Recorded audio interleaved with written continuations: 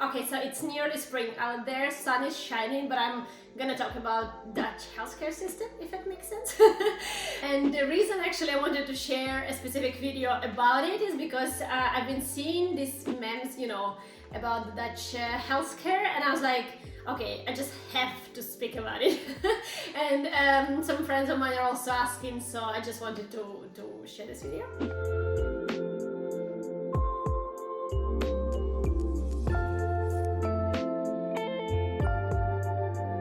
Let me start with a definite advantage, which is no one here, if you come to a doctor, no one here prescribes you tons of medicine and kind of antibiotics. And you know, I mean, it's been 10 years since I don't live in Kyiv and in Ukraine, so I might be now wrong about the things and the way the things work in there, but back the times when I still lived there, you could come to a doctor with just kind of mild cough and a sore throat, sometimes a fever as well, but so nothing kind of too dramatic, and you would mostly go there just to get a sick leave for your job because you genuinely couldn't work. But then you would get, alongside the sick leave, you would get like a list of antibiotics you have to take for like 2 weeks or so. And to be honest, I felt that yeah, it's kind of too much of a heavy meds which are being prescribed for not so heavy reasons, if you know what I mean. Hello everyone, welcome back to my channel. To those who are new here, my name is Iuliia, I'm Ukrainian, usually healthy. And on this channel I'm talking about life in Amsterdam, and I'm trying to compare it to whichever other lives I've experienced, which are in different European countries, but also I'm sharing my travel tips to the countries that I've just recently visited. And I am trying to also get to a happier living, and yeah, thoughts related to that I'm also sharing here. In case you like this video and you want to also challenge yourself with trying to understand what it is that I'm speaking so fast about, make sure to hit subscribe, and I see you in the next video. So here in Netherlands, no one really will ever prescribe you antibiotics from a first run. And that actually turns instantly into disadvantage, because nothing apart from paracetamol will actually get prescribed to you if you are for the first time coming to GP with your complaint, even if the complaint is severe. So that is something which is very annoying. On the contrary, so whilst I do not want to get like tons of antibiotics to get prescribed with the first complaint, I still want to have it checked, and if something really bothers me, which sometimes it does, then I want to have some proper pills to kind of feel better, you know. But paracetamol is not always something that helps, and also paracetamol doesn't really help. I mean, come on, paracetamol, seriously? Another thing which is an advantage, and actually something which, if you kind of type what's the what's the benefits of the Dutch health care system in Google, then you'll find that they're very proud that it's available to everyone, so everyone gets the same kind of level and quality of a healthcare, which is also, well, pretty cool, I think. So everyone here is obliged to have a health insurance. So for me, for instance, to get my visa when I was relocating to this country, I had to have a health insurance to even be able to apply for visa, which is kind of mandatory basically for you to be here. And for people who are not able to somehow allow it or whatever, I think government is subsidizing, if not the whole cost of it, then at least the part of it. So basically everyone gets here an access to healthcare, which is pretty cool.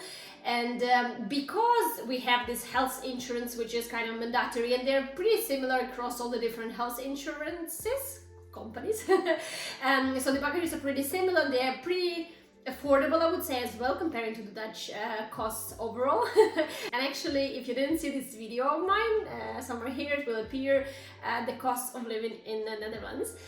So with this monthly contribution to the healthcare, which we anyway pay, what happens is, and I really find it kind of working out more convenient in a way.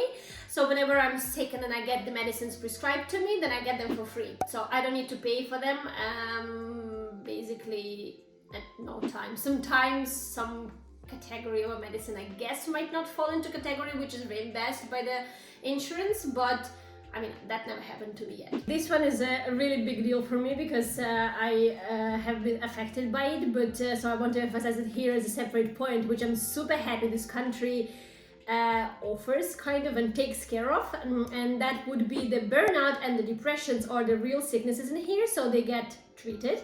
And also if your kind of symptoms and the way you feel are getting too serious for you to cope with on a daily basis, then you have your official sick leave from your work as well to give you some time to recover. And then you plan together with the doctor's recovery kind of plan and actions, which I find very, very beneficial, because comparing to Ukraine, for instance, again, I personally know a few people who are having panic attacks, who have been diagnosed with a depression again, by their kind of doctors at the private clinics. However, the system just does not recognize it, so you cannot do anything with that diagnosis, and you can't go on a sick leave unless you do it at your own cost, which is not always possible, of course. So I really, really appreciate that Netherlands takes care of the mental health as well. Another benefit is definitely the quality of the healthcare when you actually get to the doctors and hospitals, and kind of a little bit further than a GP, which I will now mention.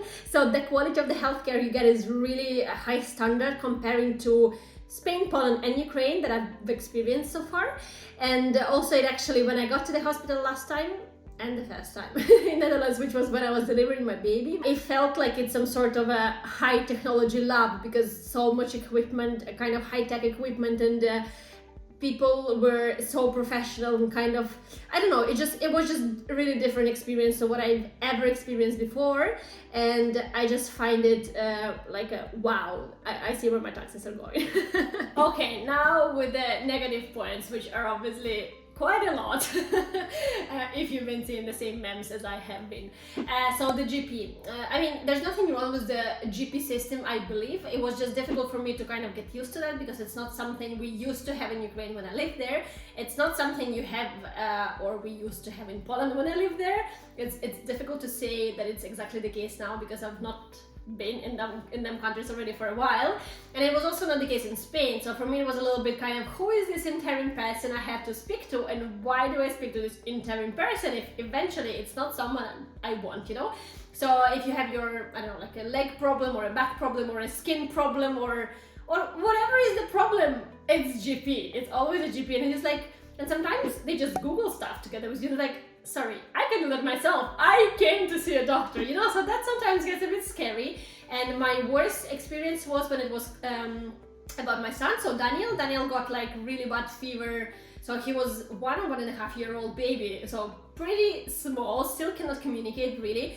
He's been throwing up for like non-stop 2 or 3 days. And if you actually Google it, which then they did as well when I came, it says that it's pretty bad, so it can get like, they can get dehydrated and there's a risk of whatever. And so this fever wouldn't come down, he wouldn't eat, he wouldn't drink, nothing. And then basically, like you cannot call an ambulance because the temperature is not high enough. So you come to GP and you're like, okay, what do I do? So I'm really, like you're quite stressed. And they're like, let us see what it could be. And they Google it. And I was like, what? So that got me pretty nervous and kind of, so I wasn't ready mentally for that. Now I'm a little bit more relaxed about it because I know that this is the way it works, so I'm prepared. Also, when it kind of relates to my health problems, I'm less panicking, obviously, versus the baby. But anyway, so it's always the GP you have to talk to, and it's really difficult to get a referral to the actual specialist. So I was lucky, so I'm actually healthy. I don't really need any kind of, so I don't really ask for any sort of referrals to the doctors or whatever, but sometimes as a woman, you don't need a gynecologist, and kind of, whatever checks to be done, and sometimes whatever. So that's been a struggle. I've been trying for the last, 8 to 9 months, and it's always like, so at your first attempt, you always get prescribed the paracetamol. And it's not something I know that will help because I've been through this before. And I was like, okay, I need something different. And they're like, yeah, let us try this for a couple of weeks and then you come again and then we see. If that doesn't work, we try something else. So first paracetamol, then some other random pills that they're gonna try to make work for you. And probably somewhere then there will be a point that they're like, okay, you can get a referral to your specialist. well, never happened to me yet, so I'm still in the phase of trying different medicines. So and that is a little bit annoying. So also Daniel, for instance, had some skin rash for quite some time, and we've tried like, I don't know how many creams, like 5 creams maybe, and every cream you try for like 2-3 weeks, because obviously you don't know in like 2-3 days whether or not it actually has its effect. And yeah, and then you still don't get referred to the dermatologist, for instance, because it's, I to be honest, I don't even know what needs to happen for you to get a referral to a proper doctor.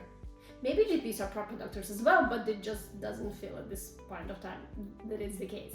Another part, so if you're lucky enough to get your referral, then it will take you forever to actually get an appointment with that referral. So that's another part which I think, I don't know, maybe it's due to the fact that the country is tiny and the, you know, like the amount of people getting sick or something is kind of exceeding the amount of doctors. I'm not sure exactly how it works, but basically it's very busy. So you kind of spend some time already to get your referral to see a doctor, and then you finally want to make an appointment with this referral, and then they tell you, oh yes, of course it's possible, I'm calling in January.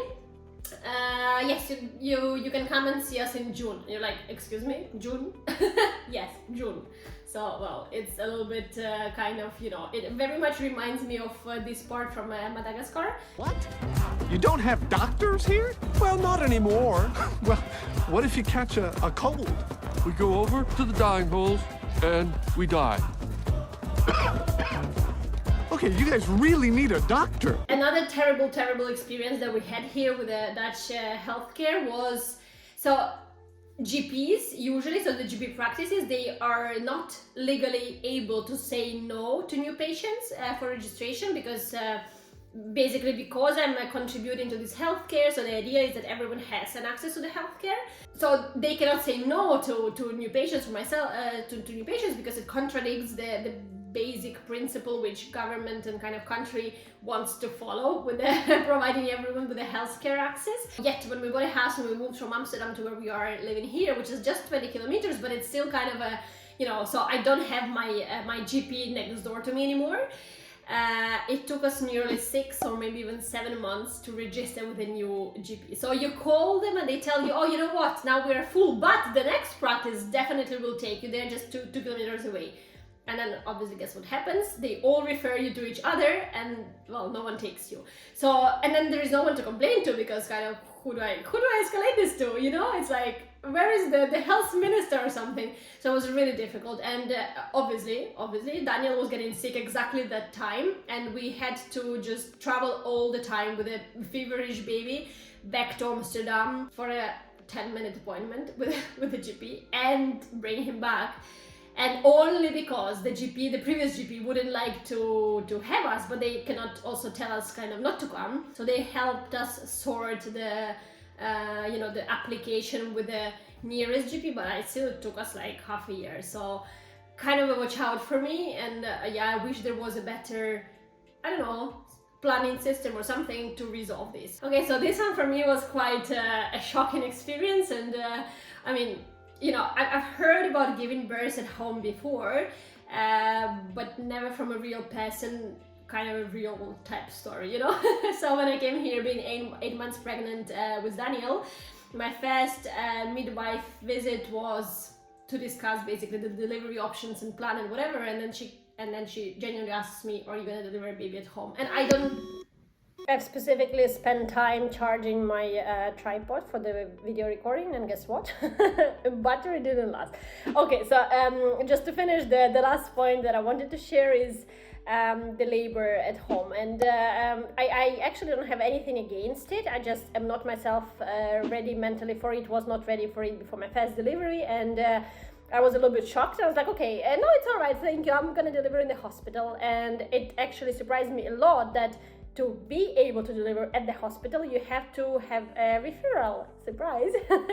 And if a referral obviously only happens if you have some medical condition for it, and if there is no medical condition, then you have to pay for your delivery at the hospital, which was not covered by my insurance. Luckily, when my water broke, the contractions didn't start, so I was actually having the medical condition to deliver at the hospital, yet we still were charged for the I think starting some specific hour, so the first 24 hours probably were for free, maybe even 12, I'm not sure. And then the remaining 2 or 3 days we had to pay for, and that unfortunately was not reimbursed by the package of the insurance that I had.